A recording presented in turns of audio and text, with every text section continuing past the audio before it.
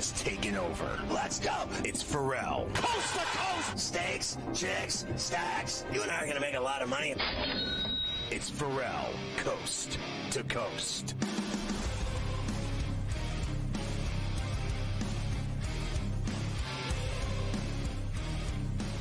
You're going to want to get the SportsGrid app on iOS or Android in the Play Store. It's free. You're going to love it. It's got the TV side on it, the radio side on it. Follow your favorite hosts like Carver High. It's got in-game odds, stories, videos, highlights, got it all. The SportsGrid app, it's smarter to be on SportsGrid. Did you know we're streaming on X? That's right. Just go to SportsGrid-Live, and you can watch us on X every day, always. You can get the Ferrall Coast to Coast and Ferrall on a Bench podcast, 2 different shows, every Monday through Friday on Apple or iTunes or wherever you download podcasts. Let's take a look at the lineup tonight on SportsGrid TV. At 6 after this show, it's Front Office Sports Today. At 6:30, it's Game Time Decisions today with Adam Kaufman handling the joint. He's got it all under control. And then at 8 o'clock, it's In-Game Live with Scott Wetzel and Joe Madden. And then at 10, it's In-Game Live again with Adam and George Kurtz, the old blue liner. And then on SportsGrid Radio tonight at 8, it's The Institution, Carver and Lisi, as Mike hooks up with Joey Prawns on the radio side. All tonight on SportsGrid TV and SportsGrid Radio. We get into hour 2 now. There's a few stragglers under the lights around the majors. There is a few stragglers under the lights around the majors. And yes, Joey Prawns loving all this college football talk this week with all these media weeks and all that. He's going to be very into it tonight. One other thing, Rocky's 4th overall pick, Ethan Holiday, of course, brother of Jackson, son of Matt, signs for $9 million. Record MLB draft bonus for a high school player. So congratulations to Ethan Holiday, as he now has lots of money. Good for him. Must Very be nice. rich. Very rich indeed. 8-2 Royals now. 8-2 Royals in the top of the 7th inning at Wrigley Field. I mentioned to you 4-0 Rockies, 1-0 Diamondbacks on a Ketel Marte home run in the bottom of the 1st inning. And 2-0 Brewers as they go to the bottom of the 2nd in Seattle against the Mariners. Priester and Castillo going today. Let's get to tonight. We'll start in Cleveland, where the Orioles and the Guardians get together again.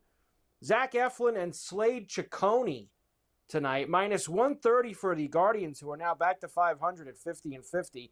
Plus 110 for the Orioles and an 8.5. Yeah, I'm going with Ciccone and the Guardians. They've been on fire. Another team that's under the radar that's winning left and right. They looked terrible before the break, and they've looked great ever since.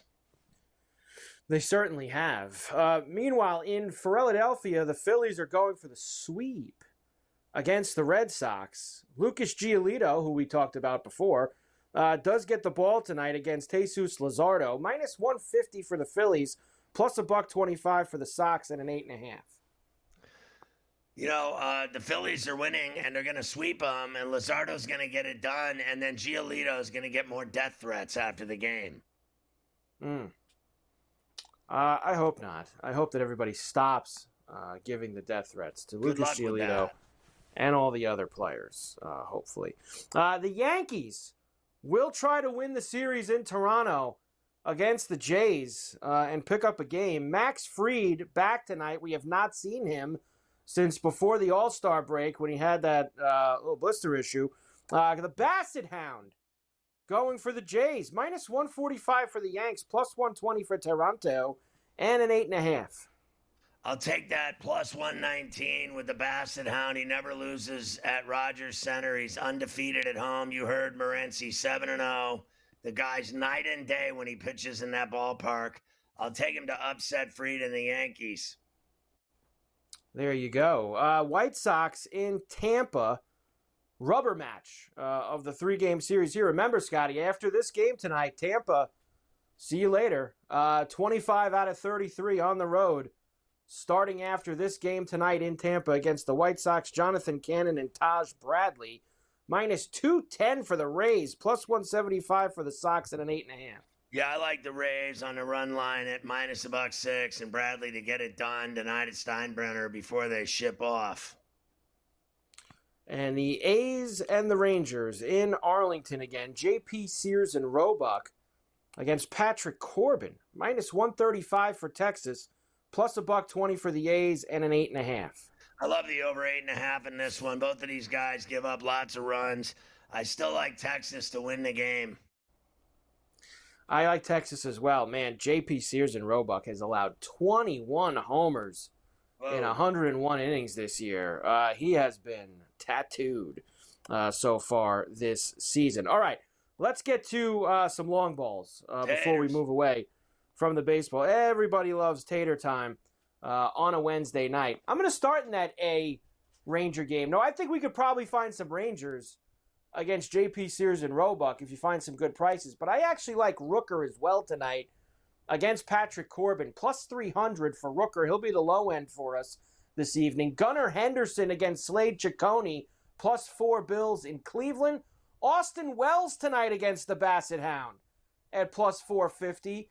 Trey Turner, Scotty, 2 homers in his career off of Giolito. Castellanos does as well. I'm going to go with Trey Turner at plus 500. I'm going to take a little bit of a bigger bomb, too, with Luis Robert tonight. Bradley does allow a lot of homers. Ball flies out in Tampa.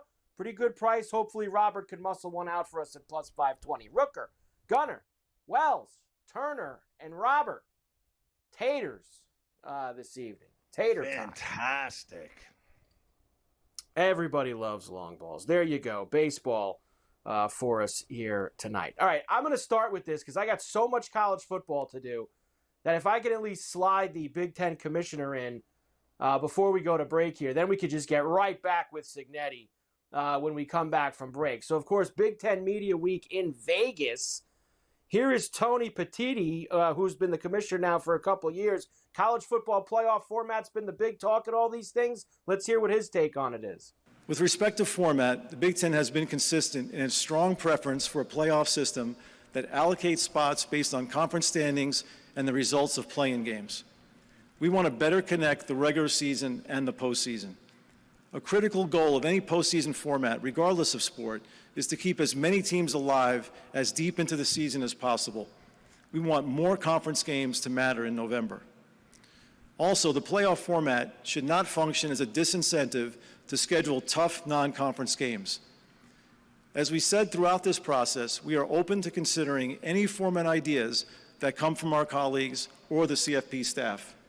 But to be clear, formats that increase the discretion and role of the CFP selection committee will have a difficult time gaining support from the Big Ten. Well, so be it. So be it. Basically, he says he doesn't want them making the decisions. He wants automatic bids, is what he wants. He wants automatic bids. He wants the SEC to play 9 conference games. He wants a lot of things, Tony. Well, you know, he's demanding a lot. They're winning titles, and so they feel like they have that ability to get what they want. And I think the SEC feels the same way because, you know, you look at the last – they've won 6 of them. The Big Ten's won the last 2, and Clemson won the other 2. And so that's the reality of it. That those 2 conferences, generally, I would say, are going to end up getting what they want, the SEC and the Big Ten. They usually do. We'll hear from Signetti when we come back. Year 2 in Bloomington for him.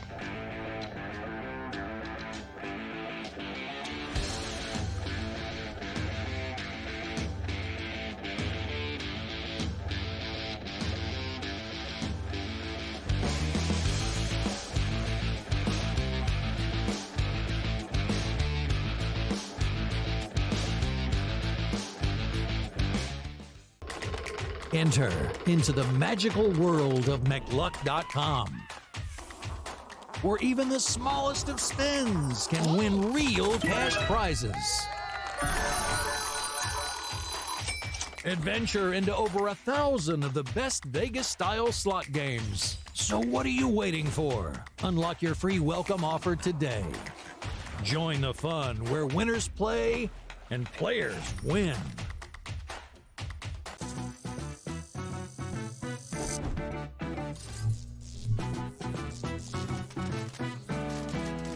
New to social casinos? You're in for a treat.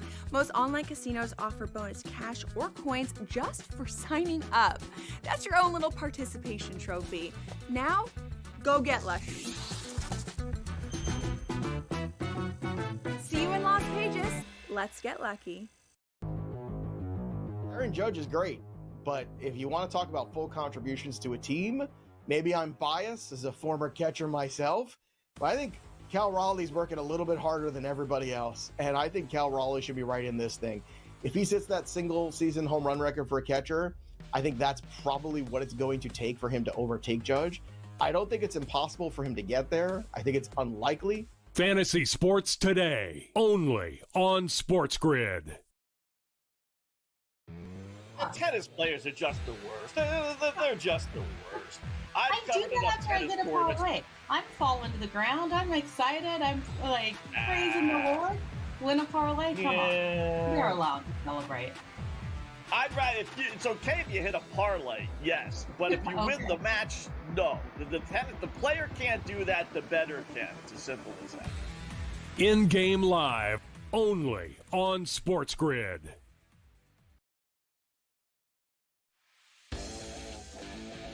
TJ Watt going to the bench. I don't remember the last time he had a sack in the last month of that season. And then in the playoffs, he did absolutely nothing. And then you're going to give him $41 million a year, $123 million, what, 108 guaranteed million guaranteed? Ferrall Coast to Coast, only on SportsGrid.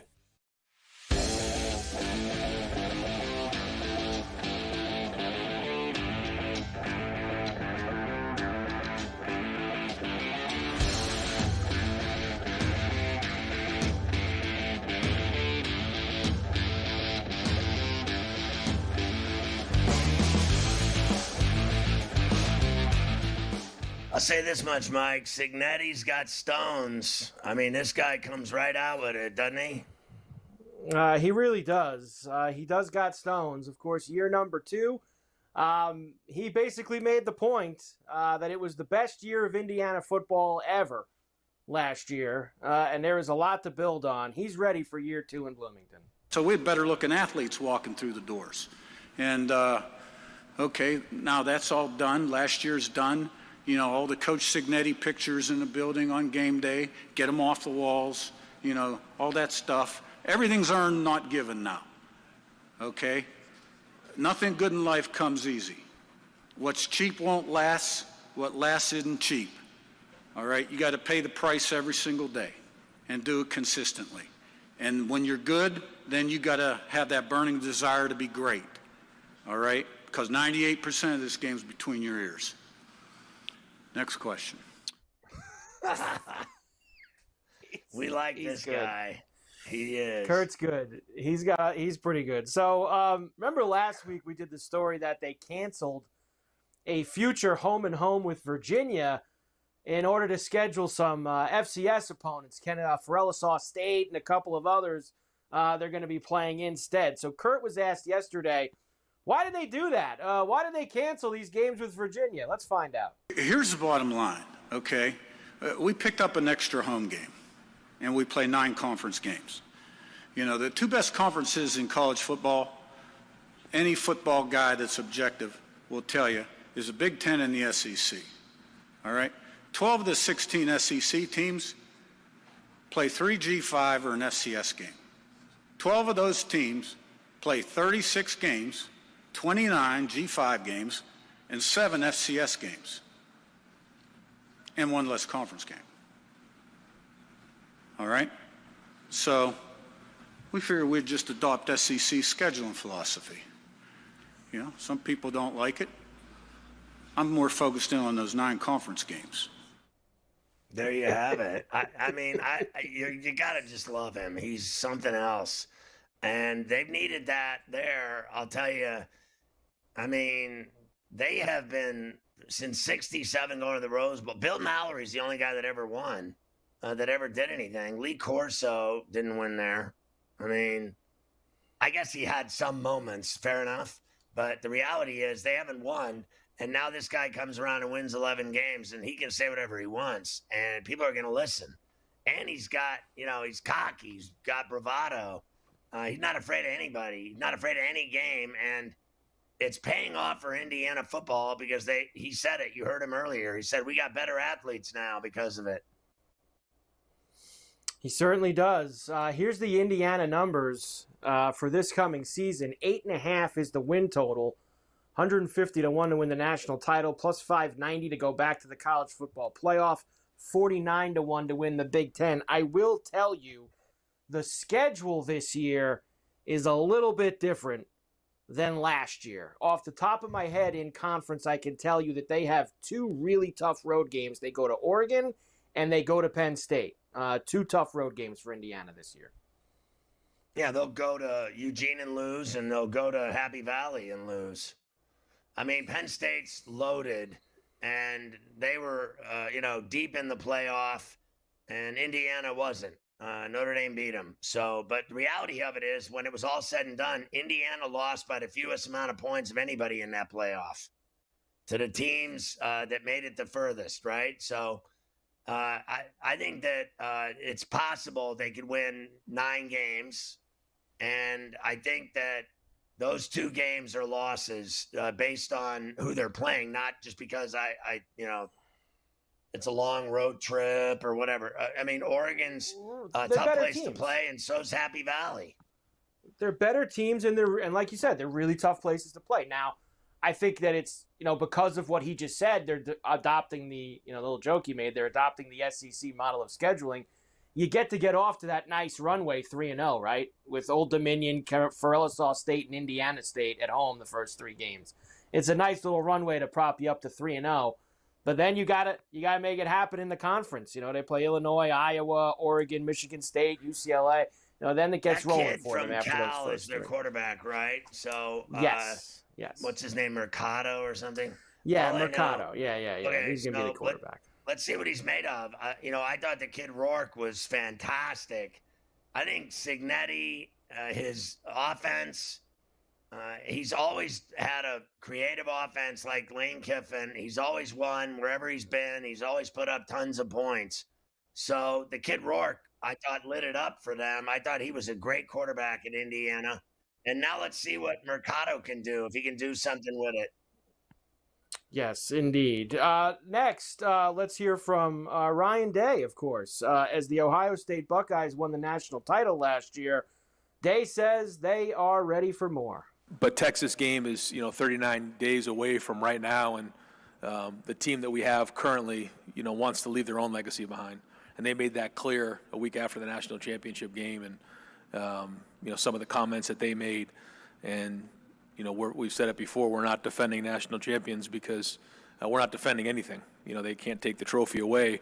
We're looking to attack and win a championship with this team. And so that started in the offseason, and it's continuing in through July. I think we've had a great offseason, but now we need to have a great August as we head into this first game against Texas. Yeah, and I hope they lose to Texas, to be honest with you. I think that'd be a fantastic way to kick off the season. And he also has lost 4 straight to Michigan. So they were going to fire him.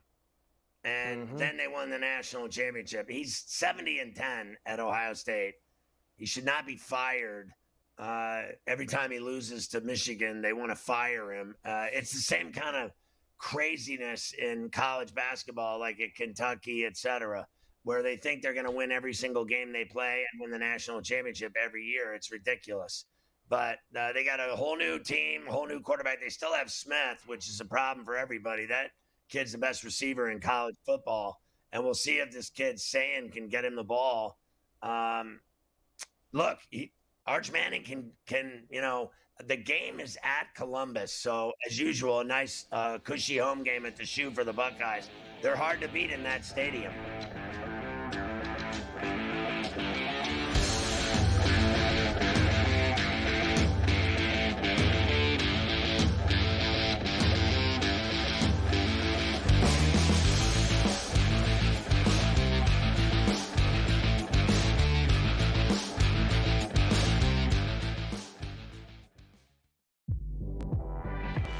Our ability to defend, shoot the 3, rebound, pass the ball, and on a team that is awful.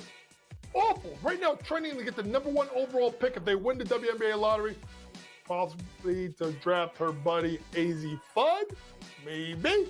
But when you look at Paige Beckers is a top 10 player in the WNBA. Betting above the rim. Only on SportsGrid.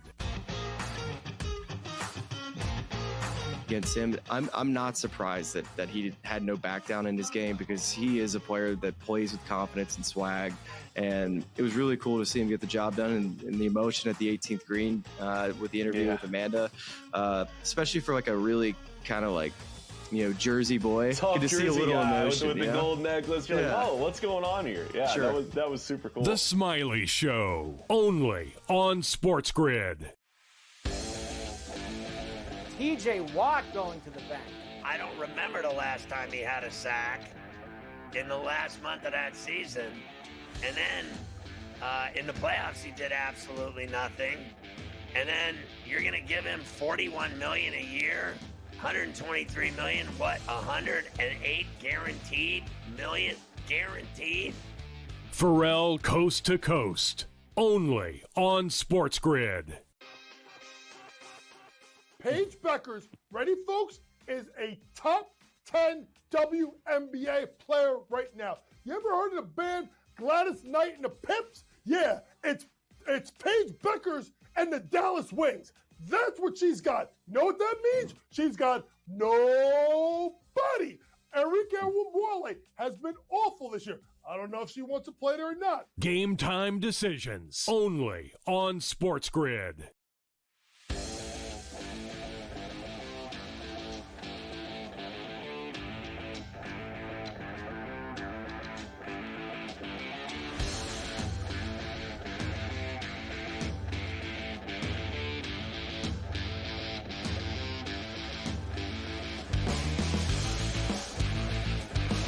Going through the Big Ten talk season.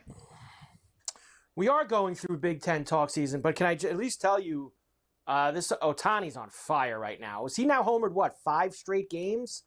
I believe it was 4 straight games, and then he just done it again. 440 feet for Ohtani to start the game off in the bottom of the first inning against Minnesota. So away we go with him. Nice job for you. All right, Big Ten Media Week in Vegas. Some of the guys from yesterday. How about Matt Rule at Nebraska? Remember we did the Scott Ferrall stuff last week or 2 weeks ago, Scotty, with the Big 12 when he went to UCF, saying how he picked the wrong job going to Nebraska. Well, Matt Rule's the guy who's there now trying to clean up Frost's mess. What does Rule think of his comments? First of all, I have a ton of respect for Scott. And I've always been very empathetic for what he went through, because, this was his home. If you guys fire me tomorrow, I'm just going to go back to Cape May and sit on the beach and go back to where I'm from. That's what's up. But, this was his home, right? And so, this offseason, we put up a huge picture of Scott as a player in the coach's area, because I took a picture and I sent it to Ryan Callahan down there, because I can't imagine, what that feels like for him, right? I know what it felt like to get run out of Carolina. And I would say to people, I don't think I took the right job for me. It wasn't the right fit. Scott came at a time, he had COVID, he had all these different things. So I can't talk about his time. But what I can say was, this wasn't a good job. Yeah, it was not a good job. But we've made it a good job, and we're about to make it a great job. This will be one of the best jobs in the country. You walk in, and everyone's like, well, that was Scott's fault. In Carolina, said that was Matt's fault. But, good programs, it's everybody. I just want to make sure I always say, everyone can point and say what went wrong. It takes everybody saying, hey, what's my area? Yeah, it takes a lot of guys to make it work. The head coach takes all the blame or all the glory. It's simple. Quarterback, same thing. You're going to be blamed or you're going to be a hero. That's the only one they talk about. Or you could be Mark Andrews and they'll blame you for a year. If you screw up a game, they're going to blame somebody. And then nowadays, like we said earlier in the show, you'll get death threats. Yep, that is precisely what will happen if you get involved in any of that. That's for sure. Let me give you the Nebraska numbers for this season. Now, they finally went back to a bowl last year, but Can Matt Rule finally get them back in the right direction of being an actual contender? 7.5 is the number, plus 630 to make the college football playoff, 37-1 to win the Big Ten. They do have Raiola with another year here. I would like to see him improve this year, Scotty. I know he's got tons of talent, that Dylan Raiola, but I need to actually see it on the field. Yeah, I was just going to say, he's really one of the most overrated quarterbacks that I've ever seen, because they talk about him like when he got the gig, like he was the second coming. And he hasn't done anything there. He hasn't proved anything. He hasn't won anything. He hasn't done anything. He hasn't been great at all. And now they're going back to the well with him. So, look, I won't disagree that when they're good, so I remember, the Huskers when they used to play Miami for national championships. I remember Tom Osborne, right? And if you win at Lincoln, I mean, you are God. It is a great football town, without a doubt. It's one of the great college football atmospheres in the country. And they have, full-on, full-tilt support. It is no joke. You can't get a seat to their games. So they're the real deal when they win. And if Rule gets them to a point where they're winning 9-10 games, believe me, Nebraska will matter again like they always have. It's just been a lean, I'd say, since Osborne, it's been, pretty lean. And Frost was a nightmare there, without a doubt. But then again, at the end of the day, so was Pelini. They've had all kinds of problems in Lincoln. It's the same thing in Norman. I always believed, and they should have never ruined the Big Eight. I thought Oklahoma-Nebraska was one of the great rivalries in all of college football. I think Norman's the same atmosphere as Lincoln. They're two institutions in college football. And it's just those, that lean cut of beef. They've been in that lean period where they just haven't been good enough. And there's still crazy, rabid fans there. It's no joke. Nebraska football, it should be better than it has been. That's for sure. Number 27 for PCA, Pete Crow. It's still 8-4 Royals, but number 27 for Pete Crow Armstrong with a homer.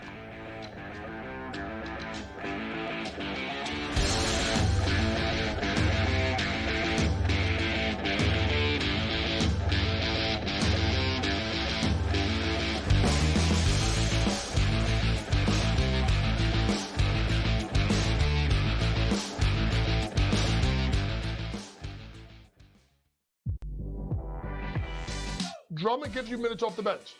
I've always been a big Kelly Oubre guy. And Nick Nurse is supposed to be one of the top 5 coaches in the world.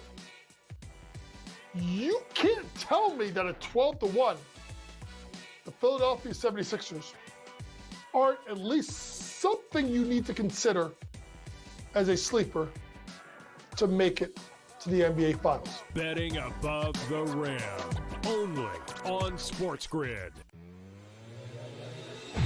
He might be hitting birdie putts and he might be hitting eagle putts and putting up a 17 under at the moment.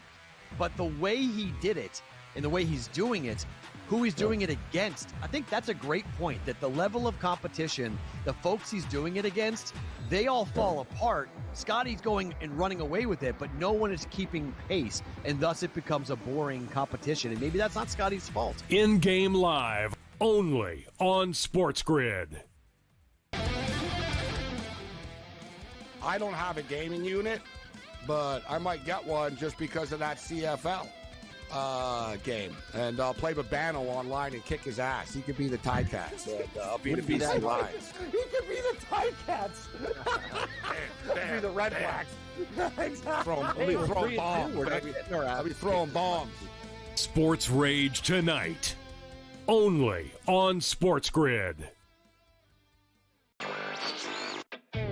Eric Skubal, another incredible performance. Almost going 7-8 innings again, striking out a ton. I kind of felt like the Tigers really wanted that win. There's a bit of narrative to it that people like to buy into, or, I don't want to say push a narrative, but the fact that he's doing what he did last year, but better, and is now in a spot to repeat, there's something to be said. Newswire, only on SportsGrid.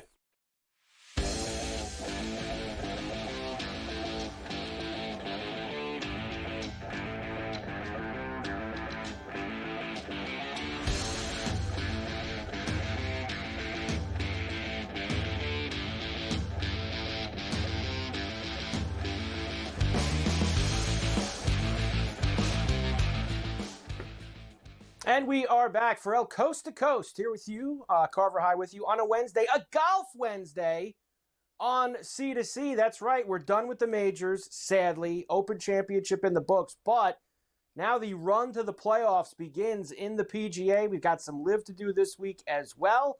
Cam usually joins me out on assignment this week. But, I mean, come on. We get another of the Golf Wednesday crew. The great Brady Cannon from here on SportsGrid as well gets with us on a Golf Wednesday. Brady, it is great to see you, as always, as we get going here. The 3M TPC Twin Cities. I want to ask you about it this way, Brady.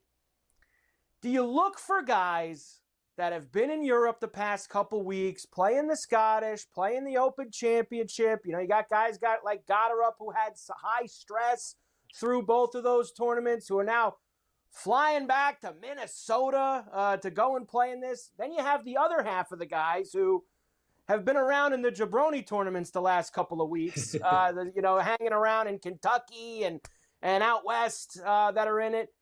Who do you think is the better group to kind of look at as you start looking at the 3M? You know, it's a tough question, Mike. I think it's probably kind of a mixed bag. You want to have a couple of laps under your belt. If you miss a cut, I don't think that's the worst thing in the world. But history has shown here, I mean, this is only the 7th time that the 3M Open has been played on the PGA Tour. And if you go back to the last 6 winners, some of them played the Open, some of them missed the cut at the Open, some of them played the Barracuda. It's kind of all over the place. There's no real formula or pattern yet in the infancy period, really, of this tournament making its way onto the PGA Tour. So we can't really tell if there's really something definitive on, who is maybe best prepared for this event here. But like I say, I would say, let's say you played the Scottish and missed the cut and then played all 4 days at the Open or vice versa. A little golf under your belt is good. I don't necessarily want to land on a guy that's been off for 3 weeks. No, I wouldn't want to land on guys like that either. And, of course, everyone who stayed in the States last week played that crazy Stableford scoring system with the Barracuda, which is completely nuts. Yeah, Johnny Vegas, Lee Don't Call Me Gil Hodges, Tony Finau, and Cameron Champ. The last 4 winners here at the 3M Open. There is your favorites for this week. Chris Gotterup, of course, has been unbelievable the last few weeks. Sam Burns is playing this week. Maverick McNeely, Wyndham Clark, who, of course, closed very nicely on Sunday at the Open Championship. Taylor Pendrith, Jake Afternoon Knapp, and more. All right, Brady, here's who I'm going with, and then we'll get your outrights. I think Finau showed me a little something last week across the pond. Actually played a couple decent days of golf into the weekend. He's won here in the past, knows the place very well. Feel like he's mispriced. I feel like because of this field, he should probably be more in the high 30s, high that 20s, is low wild. 30s. 40. Wow. So 40-1 for Tony Finau kind of jumped out at me, and I went and grabbed it. So I'm on Tony this week. Emiliano Grillo has been playing some good golf for the past month and a half, 2 months. 50-1 for him. I'm in. Cameron Champ's been pretty good too. Also a past winner here, 50-1. I've played EVR here every year. I know the story about him going to Minnesota, the teammate, the whole thing. 90-1 for Eric Van Rooyen. I'll try it one more time. And I always like Cam Davis on courses like this. He always seems to show up. He's won in Detroit. He's played well here in Minnesota. 120-1 for Cam Davis caught my eye as well, Brady. What about you? Amazing price there. I mean, Cam Davis has been in a real funk, but, there's got to be a point when you say, okay, the price is too high. I'm going to jump in. And absolutely, he is the profile for this course. Cam Champ, this is a bomber's place. Tony Finau. Really good prices on some good guys. And like you say, Finau maybe just out of form, for the past, what seems like 4 or 5 months. But yeah, absolutely showed up at the Open Championship. Gotta like EVR here. And you and me both, like everyone else, it seems we're all on the Argentinian Emiliano Grillo this week. Yes, he is. There you go. Brady at 50-1. Who else do you have for me, Brady? Give me the rundown. Well, I took Grillo. I'm with you there. I really leaned on guys that are good with total driving, Mike, hitting it long and straight. We talked about some of the bombers. You mentioned Johnny Vegas, Cameron Champ, Matthew Wolff. They've all won here. what they also did in addition to hitting it long was they hit it straight. Total driving was really how they got home. So I leaned on guys that are good in that area. Taylor Pendrith went with him at 35-1 and Max Gracerman. I've been really against Max for a long time, but gosh, is he going to continue to finish runner-up? I got to believe he's going to kick the door down one of these days, and against a weak field, maybe this is his time. Finished runner-up here. What do you know? Last year as well. Griot, I mentioned at 50-1. Kevin Yu at 50-1, another guy that is really good, 8th on tour in total driving. Rico Hoey, 60-1, played well at the Barracuda in Tahoe last week, the Stableford event you mentioned. Number 1 on the PGA Tour in total driving is Rico Hoey. Andrew Putnam, not a long hitter, but very accurate off the tee, 6th on the PGA Tour in driving accuracy, 15th for strokes gained putting. He's been playing really well as of late, has finished 19th and 11th here in Minnesota in the past. Got him at 70, and then a long bomb. Almost got him to a playoff a few weeks ago at the John Deere. Kevin Roy got him at 110-1. Guy's been playing pretty well. Played, top 10 at the Rocket Mortgage, top 10 at the John Deere. See if he can get it done here.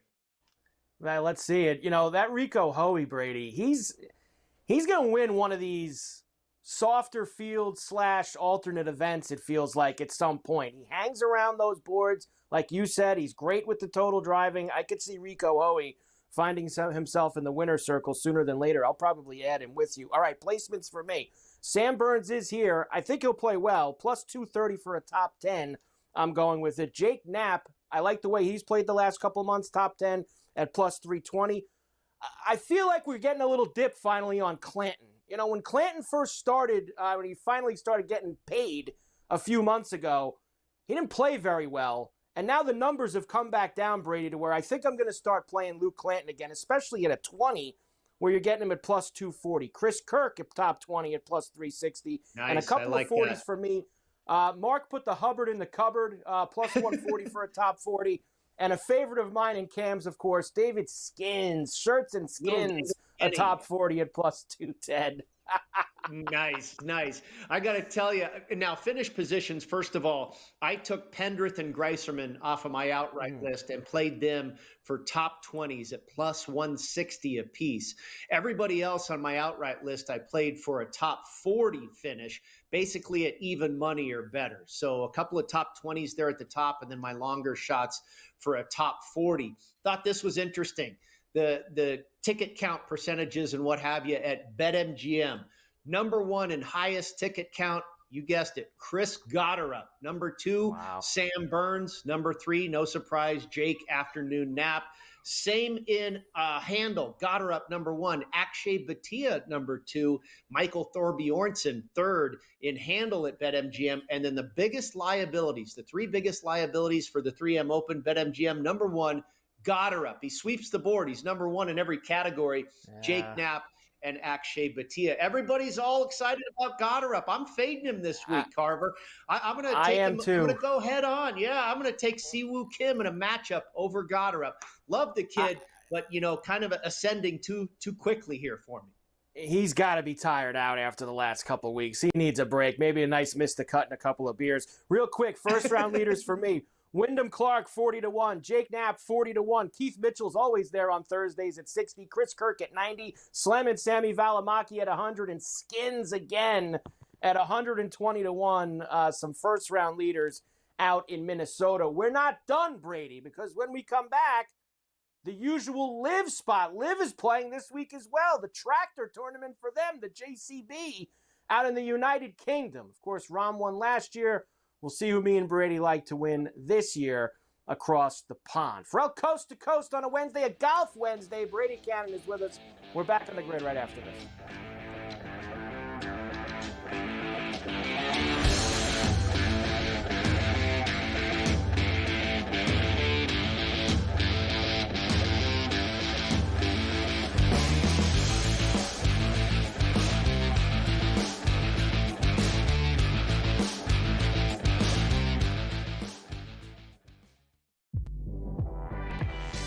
Drummond gives you minutes off the bench.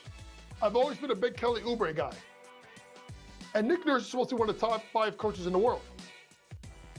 You can't tell me that at 12-1, the Philadelphia 76ers are at least something you need to consider as a sleeper to make it to the NBA Finals. Betting above the rim, only on SportsGrid.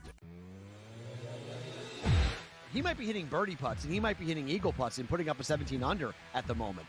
But the way he did it and the way he's doing it, who he's doing it against, I think that's a great point, that the level of competition, the folks he's doing it against, they all fall apart. Scotty's going and running away with it, but no one is keeping pace, and thus it becomes a boring competition. And maybe that's not Scotty's fault. In-game live, only on SportsGrid. I don't have a gaming unit, but I might get one just because of that CFL game. And I'll play Babano online and kick his ass. He could be the Ticats. And I'll be the BC Lions. He could be the Ticats. Be the Red Blacks. Exactly. I'll be throwing bombs. I'll be throwing bombs. Sports Rage tonight, only on SportsGrid. Eric Skubal, another incredible performance. I mean, almost going 7-8 innings again, striking out a ton. I mean, I kind of felt like the Tigers really wanted that win. There's a bit of narrative to it that people like to buy into, or, kind of, I don't want to say push a narrative, but the fact that he's doing what he did last year, but better, and is now in a spot to repeat, like, there's something to be said. Newswire, only on SportsGrid.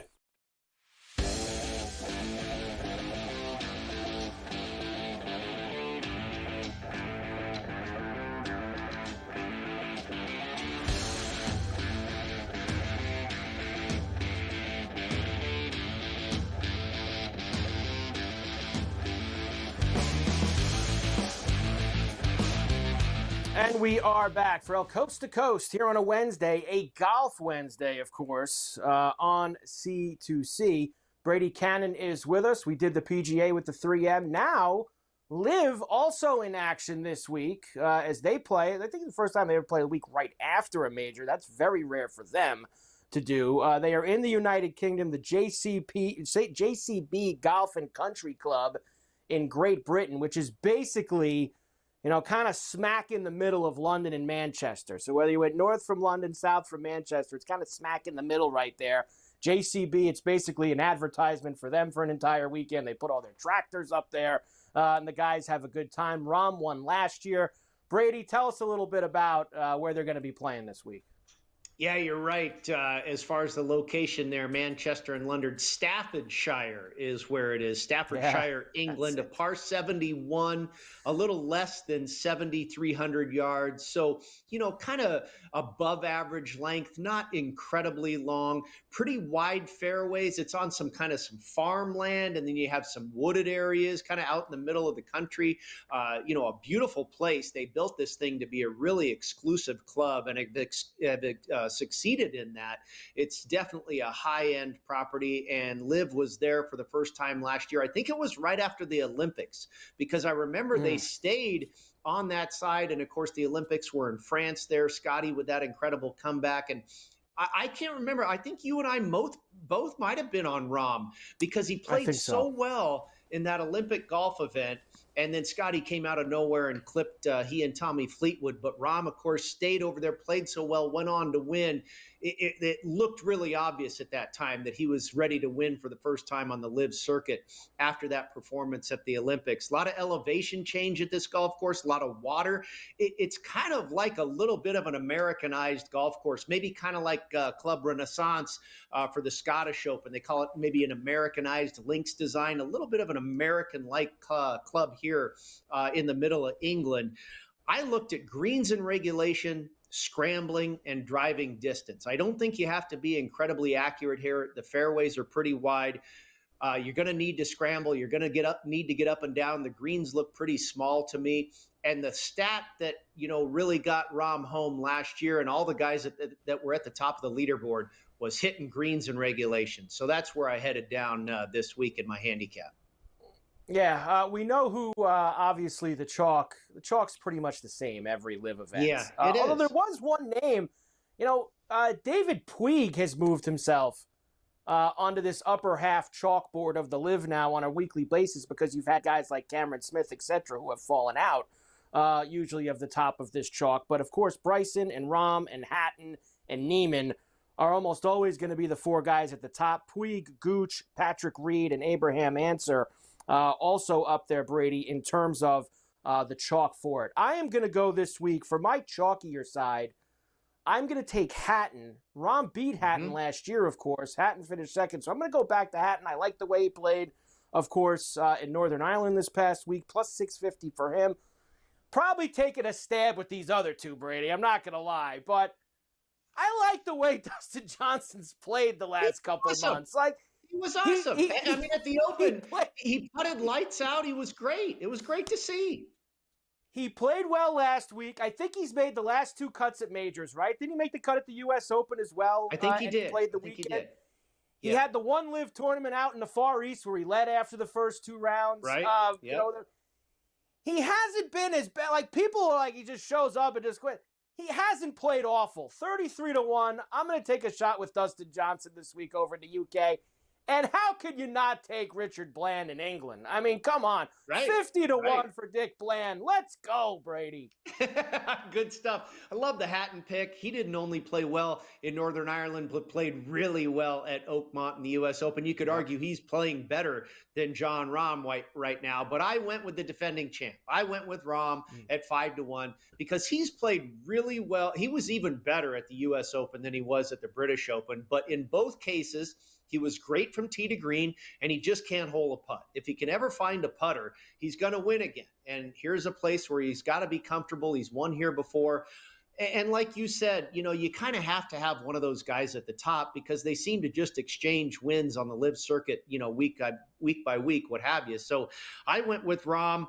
My mid-range shot is on the man from Northern Ireland, who's a member at Royal Portrush, Tom McKibben. Missed the cut there at Royal Portrush, and I got to believe that stings a little bit. You go back to your home club, you get all this hype, you know, everybody's watching all the members, and you miss the cut at your own course. So he stays across the pond and maybe gets another chance to redeem himself here. He's long. He's 6th on the LIV circuit in driving distance, 10th in scrambling, and 8th in greens and regulation. And his last two LIV events, he's been 5th and 4th. So he's cruising along the right on the right track right now for possibly a victory. We'll see if we can get him home at 40-1. And then a long bomb, my friend, Sam Horsfield, who was born in England, not too far from here, was born in Manchester, lived there during his childhood and then moved to Florida. He's a Florida Gator and has played on the DP World Tour for about 7 years. So he's been all over the globe and he knows how to play in this part of the world. So Sam Horsfield is my long bomb. He's a very good putter and he's been getting progressively better in his last 3 starts, 33rd, 25th, and then 15th a couple weeks ago at Andalusia. Yeah, he's been playing well. I like the McKibben as well going there. I like him as a player. I had a couple outside stuff with him last week, Brady. I was hoping at the Open Championship when he went out in that first group.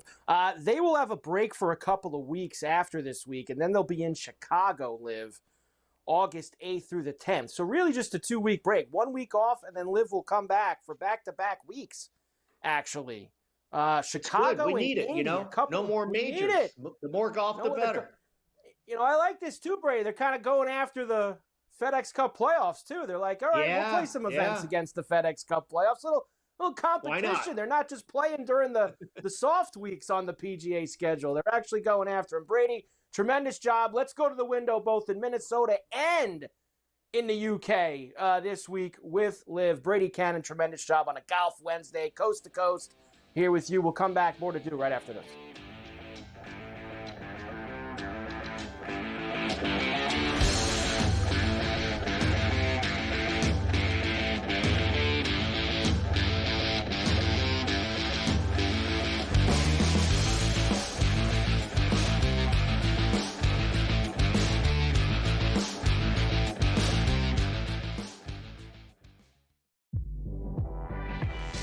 Drummond gives you minutes off the bench. I've always been a big Kelly Oubre guy. And Nick Nurse is supposed to be one of the top 5 coaches in the world. You can't tell me that at 12-1, the Philadelphia 76ers aren't at least something you need to consider as a sleeper to make it to the NBA Finals. Betting above the rim, only on SportsGrid. He might be hitting birdie putts, and he might be hitting eagle putts and putting up a 17 under at the moment. But the way he did it and the way he's doing it, who he's doing it against, I think that's a great point, that the level of competition, the folks he's doing it against, they all fall apart. Scotty's going and running away with it, but no one is keeping pace, and thus it becomes a boring competition. And maybe that's not Scotty's fault. In-game live, only on SportsGrid. I don't have a gaming unit, but I might get one just because of that CFL game. And I'll play Babano online and kick his ass. He could be the Ticats. And I'll be the BC Lions. He could be the Ticats. I'll be the Red Blacks. I'll be throwing bombs. I'll be throwing bombs. Sports Rage tonight, only on SportsGrid. Eric Skubal, another incredible performance. I mean, almost going 7-8 innings again, striking out a ton. I mean, I kind of felt like the Tigers really wanted that win. There's a bit of narrative to it that people like to buy into, or, kind of, I don't want to say push a narrative, but the fact that he's doing what he did last year, but better, and is now in a spot to repeat, like, there's something to be said. Newswire, only on SportsGrid.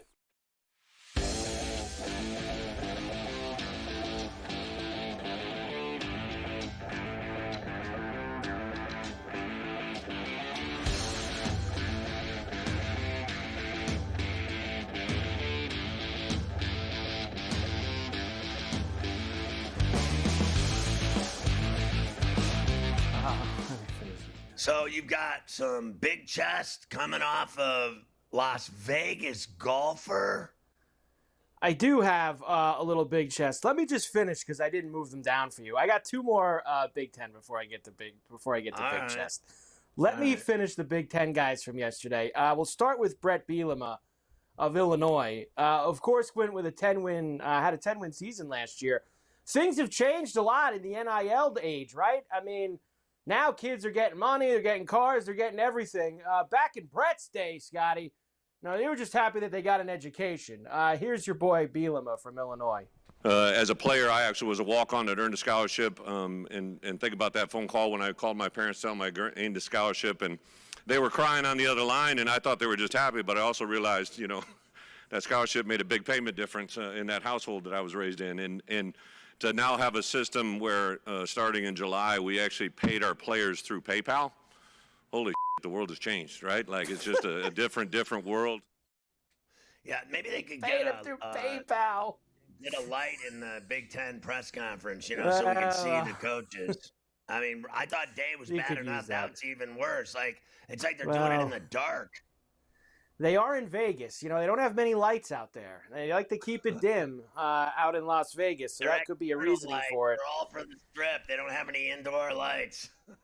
And everyone, all the people who think they know, say that Illinois is going to be the team that takes the jump this year in the Big Ten, that they're the team that is going to be this year's Indiana, win 10, 11 games, and find their way into the college football playoff. In fact, their odds, I think I have for the college football playoff, plus 540. It's a little bit less than Indiana. Their win total's 8.5, which is the same as Indiana.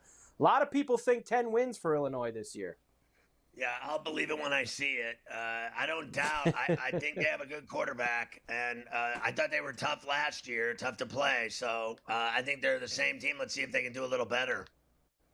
Let's see if they can. Let's go to this Maryland head coach, Mike Locksley. Now, I thought he had one of the better ones from yesterday. So NIL really hurt him last year. He said it, the haves and the have-nots, it was definitely a problem on his football team. So he's found a way to hopefully change all of that. Here's Mike Locksley. Because I had to decide whether to pay a freshman coming in or take care of a veteran player that helped me go to 3 bowl games and have success and do something that hadn't been done in 130 years in the history of Maryland football. And it was hard to do both. And so what I've decided now is if you come to Maryland and you look outside of our locker room, there's a sign. And that sign reads, you can leave your Louis belts, your car keys, and your financial statements outside of this locker room, because when you enter those doors, we'll all pay the same price for success or failure. Yeah, good Fair luck. enough. Good luck Then with they all just- that. Then they just won't go there. See, that's the thing. You know, you could try to be a tough guy and give that kind of stance. You know, we're leaving all this outside the locker room, and that's all fine and good, but at the end of the day, they're all getting paid different amounts of money, and they're kids, and they know it. And it's probably impossible. This is not the NFL where it's it's just, I know it's getting there. They're trying to be the NFL, but they're not yet. And I don't think that the whole, drop your Louis belts and your car keys and your financial statements at the locker room door. Listen, I don't think that works, especially at Maryland. Yeah, and that's really says it all, especially at Maryland, because they don't matter in football, and they never have. They haven't. It's been a long time, or ever, I guess you could say. So let's just when was the last call time it they what it mattered? is. Boomer? They don't matter. What kid in their right mind? Now I get it. You're in the Big Ten, but in my view, you're going to be fair to Midland in the Big Ten at best, ever at Maryland. So why would you go there?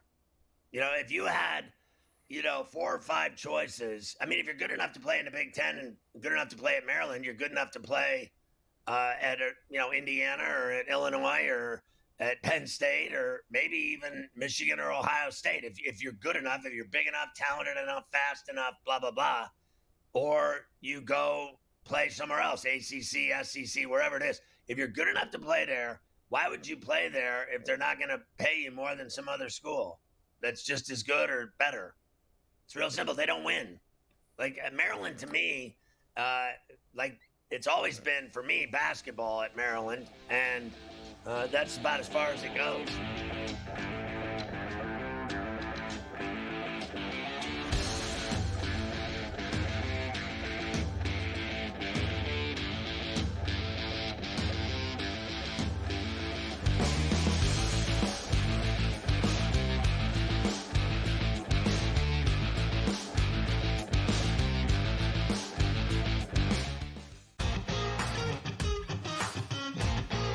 Against him, I'm not surprised that he had no back down in his game, because he is a player that plays with confidence and swag, and it was really cool to see him get the job done, and the emotion at the 18th green with the interview with Amanda, especially for a really kind of Jersey boy. Tough Good to Jersey see a little guy emotion with the gold necklace. You're like, oh, what's going on here? Yeah, Sure. that was super cool. The Smiley Show, only on SportsGrid. Our ability to defend, shoot the 3, rebound, pass the ball, and on a team that is awful. Right now, training to get the #1 overall pick if they win the WNBA lottery. Possibly to draft her buddy AZ Fudd, maybe. But when you look at Paige Beckers is a top 10 player in the WNBA. Betting above the rim, only on SportsGrid. Seiya Suzuki and Pete Crow Armstrong, this is the first time the Cubs have ever had 2 players reach 25 home runs before the team's 95th game. I thought that was a stunningly odd statistic that you would have just thought, well, the Cubs, storied franchise, all these big superstars that they've had, and even superstar tandems, they've never been this good, and they continue to be that, man. They are just continuing to hammer the baseball. Pete Crow Armstrong, what an incredible trade that's worked out to be for the Chicago Cubs. Fantasy sports today, only on SportsGrid. Shohei Ohtani can do something that nobody else in Major League Baseball can do. That means being maybe one of, if not the top 5 best hitters in baseball, and then go on the mound and throw some gems out here. He threw 9 innings so far in his season, which isn't a lot, but that ERA is at 1. Are we saying that once he gets to 5 and 6 innings, that ERA is going to stay at 1? No, it isn't. But if it does, my goodness, just hand him the Cy Young on top of it as well. It's cheating. The Early Line, only on SportsGrid.